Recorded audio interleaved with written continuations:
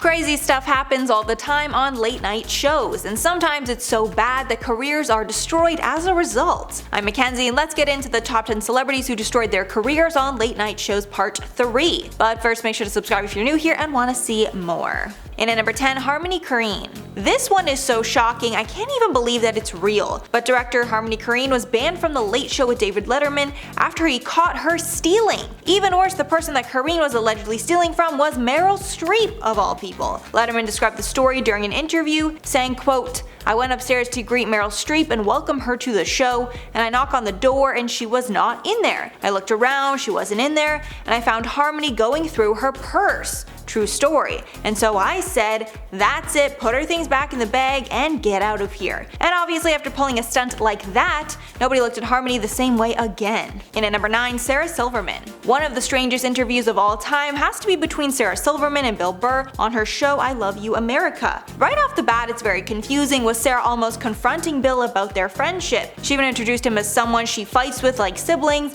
and someone she loves, but they fight like crazy. The whole time we're not sure if the things that they're saying about each other is serious or just for the cameras, but from my perspective, it looked like the pair were having some sort of therapy session. Sarah then told the crowd that after they fight, Bill always texts her that he loves her.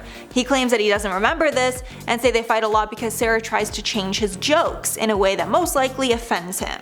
And at number 8, Jay Leno. This interview was truly painful to watch. For some reason, Jay Leno had Jimmy Kimmel on his show as a guest, even though it was clear the two were not very fond of each other. The interview got pretty savage from the moment that it started, and Kimmel ruthlessly mocked Leno for pretty much anything and everything. Jimmy even made multiple jokes about the fact that Jay Leno's show was being cancelled at that time. And the worst part was that Leno really couldn't take the heat, and he was not making any clever clapbacks. So it was basically like watching the most unfair fight on earth. At some points you even kind of pity Leno, which isn't a feeling comedians want to instill in their viewers. After this aired, Kimmel's stock with the late night community went way up and Leno's plummeted.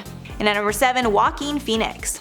Anyone who follows the actor knows that Joaquin is a bit of an oddball at media events because he's pretty uncomfortable with being questioned. One of the strangest interviews of all time was one that Joaquin did with Letterman, where he acted even stranger than usual. In the 2009 interview, audience members weren't sure if he had lost his mind or if he was intoxicated with one or multiple substances. However, we learned later that the terrible interview seemed to be some sort of a bit to promote a new movie of his. In the film called I'm Still Here, Joaquin and Casey Affleck star in the biopic where Joaquin plays a rapper. And apparently Joaquin was channeling his character in the Letterman interview, that's why it was so strange. Joaquin returned to The Late Show in 2010 and apologized for his past behavior. It was clear from that interview that he's just an awkward guy in general.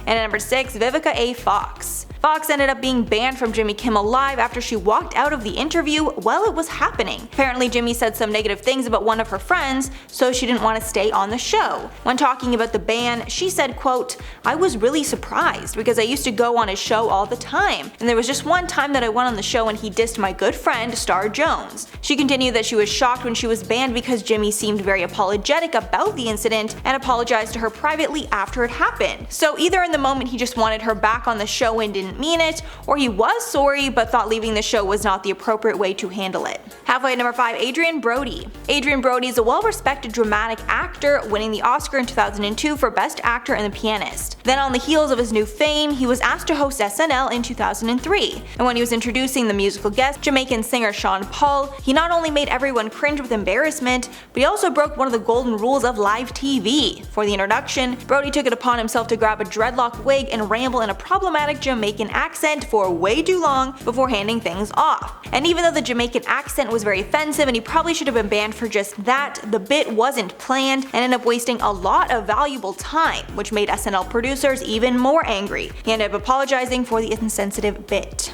And at number 4, Chevy Chase. Chevy Chase was a huge success on SNL and leveraged his success on the show to branch out to other huge movies like the National Lampoon's franchise, but he ended up being the only SNL cast member banned from the show. Apparently Chase was a handful from the start and insulted plenty of guests that came on the show, like Robert Downey Jr. and Terry Sweeney, but the last straw came in 1997 after it was revealed that he'd been harassing women on the show like Sherry O'Terry, who he hit on the back of the head. After this incident was exposed, Lorne Michaels banned him from the show. show. But it seems that the ban only applied to hosting, as he did participate in some sketches down the line. And at number 3, Madonna. Madonna is a record-breaking singer, but she's broken some other records that she might not be too proud of. One that got her a lot of flack was when she dropped the F-bomb a record-breaking 14 times on David Letterman's show. In this bizarre interview, it seems that Madonna was trying to pick a fight with Letterman and give him a taste of his own medicine, but it was basically just a train wreck. Letterman started off the interview with a jab, saying that Madonna had, quote, slept with the biggest names in entertainment history. From there, it went downhill. Madonna came on stage with her underwear behind her back and said, quote, "I'm only here because I couldn't escape this.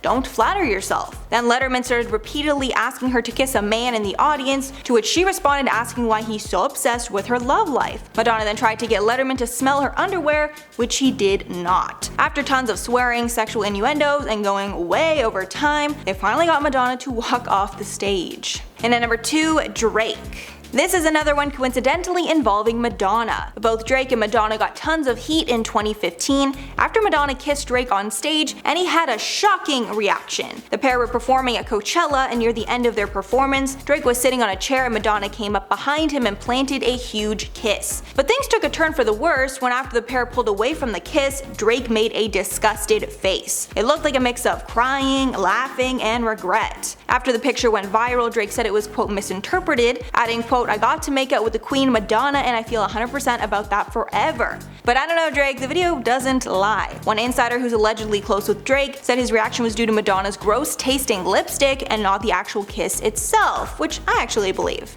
And finally, number 1, Howard Stern. Howard Stern is very raunchy, I think everyone knows that by now, but after he did a bit on The Tonight Show with Leno that was too risque for network TV, he was banned by the show. And although many in the crowd were disgusted by what took place, I'm sure his diehard fans loved it. While Howard was being interviewed, he brought out 2 women half naked in lingerie, and at one point told Leno that he was going to be making late night history by, quote, having the first lesbian kiss on camera. And in true Howard Stern fashion, the kiss was insanely raunchy, which made Jay Leno incredibly nervous. After the 1995 episode ended, Leno was furious and banned Stern from the show. So that's all for the crazy list, guys. Please let me know your thoughts below. But before I go, I'm gonna shout out some comments from part 2 of this list. MLG Gamer said Jennifer Garner's incident is just like a hilarious moment. She basically got schooled. Yeah, that was like instant karma. Like, she came at him so hard, like, that's not a word, you went to Harvard, all this stuff. And then of course she was gonna get owned. Like, if she was wrong, he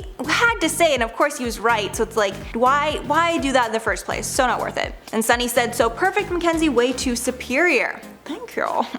And Sophie said, thinking for a long time that something is wrong with Crispin Glover. I liked his acting at one point, but he is just so awkward. I think it could be a case of, I think celebrity late night interviews are probably some of the most one of the most nerve-wracking things ever. So maybe it's just a mix of he has some social anxiety, he maybe has some other stuff, and it's just a really tense situation. So it could be a mix of a lot of things. Alright guys, that's all for the video today. Thanks so much for sticking around. If you made it all the way here, if you liked the video and want to see more, make sure to like and subscribe to the channel below. I've been your host, Mackenzie Smith. Make sure to check us out on social media, and I'll catch you all in the next one.